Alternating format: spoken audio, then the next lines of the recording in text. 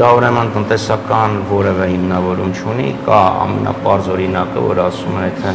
պատերազմ սկսելու որոշում կայացնեին տնտեսագետները, ապա երկու համաշխարհային պատերազմները երբեք չէին սկսի։ Իսկ խաղաղությանը դեմ չենք եւ հենց այդ պատճառով դեմ ենք Նիկոլ Փաշինյանին, որովհետեւ ինքը բերում է ոչ թե խաղաղություն, այլ բերել է պատերազմ եւ բերում է տառապանքներ եւ արտաքին ռիսկերի մեծացում։ Գիտեք, մի բան էլ ասեմ, օրինակ հարցը որ տվեց 1980 խնդրեմ։ Տեսեք Նիկոլ Փաշինյանը ինչ հոգեբանական տրյուկ անում, ասում է ինձ ընտրել է ժողովուրդը, ուրեմն եթե դեմ ես ինձ, դեմ ես ժողովրդին։ Չէ, ժողովրդին դեմ չենք, որովհետեւ դու ընտրվել ես լրիվ ուրիշ խոստումներով։ Եվ երկրորդը,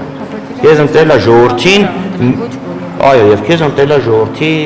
27-28%-ը։ Դեմ ես ինձ, ուրեմն դեմ ես խաղաղությանը, չէ, դեմ ենք քեզ, դեմ չենք խաղաղությանը։